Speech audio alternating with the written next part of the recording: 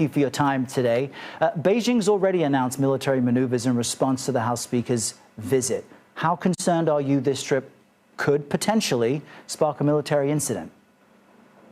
Well, I think it's certainly very important that Nancy Pelosi stood up to the pressure and went to Taiwan. I mean, she most recently, has been meeting with Zelensky in Kyiv, and now she's gone to Taiwan. And I think, as you read, it has properly phrased this as a battle for democracy, where we have new aggression that's coming from both China and Russia. I think what's going to be important, if you look at her op-ed that she just published in the Washington Post about the reason why she went, and that this is a new battle in order to be able to support democracy. I'm looking forward when she comes back to Washington, because we have a lot of work to do. I think this is a great opportunity for her to turn now to how do we scope the military that we need? How do we fund the military? Currently, the House under Nancy Pelosi's leadership has a $70 billion cut to defense that we're going to have to overcome, cuts to our nuclear weapons systems, why China is rebuilding and modernizing, expanding its nuclear weapons systems. So I think, her statements of that we need to defend democracy are a great opportunity for us to turn to the debate to how do we now strengthen our national security so that we can help others. So there's an important diplomatic message, but there are also threats and risks associated with this trip. Why take the trip now? Well, apparently this was a trip that she'd been planning for some time and had not been able to go. I think, certainly you've seen, strong support in Congress from everyone, on the Senate side and the House side to say, no, we should not bend to China, and no member of Congress should be told where they can and cannot go by the aggressive state of China, by the Communist Party, or by Russia itself, as she showed when she went to meet with Zelensky in Kyiv. I think what's more important, though, as we look to the diplomacy, which really we need to see more from the Biden administration, they need to be standing up to China.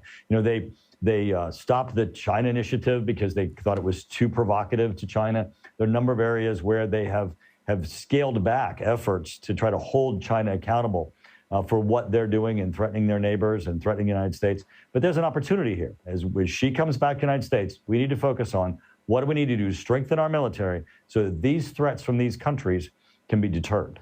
But let's be clear, the United States does look the other way for certain countries when it's in their interest. President Biden was just meeting the Crown Prince there in the Saudi Kingdom, and the allegations of its human rights record are extensive. What is the United States' strategic benefit to ally itself with Taiwan?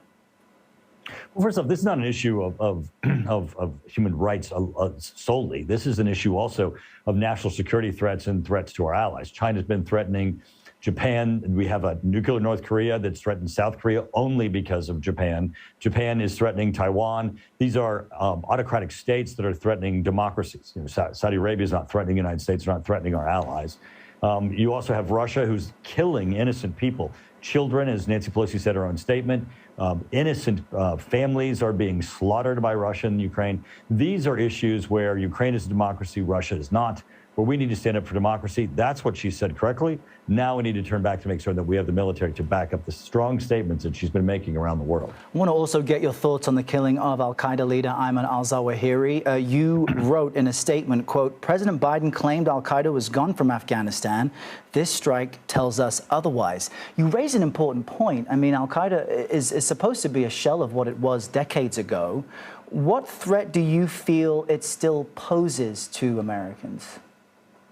Well, all of these terrorist organizations are self-declared adversaries. I mean, they have declared the United States and our allies as their targets.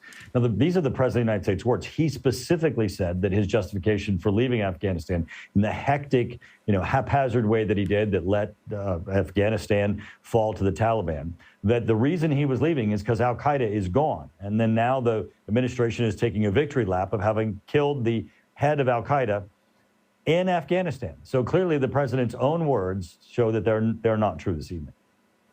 So which is it? Are they a threat, an ongoing threat, and a risk to us all, or not? They are absolutely a threat, and they are a self-declared threat. And the president, in the manner in which he left Afghanistan, has left it to an area that can continue to have threats against our nation grow. We've not seen evidence of the over-horizon holding terrorism and holding the Taliban at bay that the president had promised. We've seen this one very well planned, very well thought out. The intelligence community did a phenomenal job of identifying his location and taking him out. But his presence clearly shows that what the president said was not true. Al-Qaeda is not gone, and they're not gone from Afghanistan. Make a very good point. Congressman Mike Turner, really great to get your insight on these top stories. We appreciate it.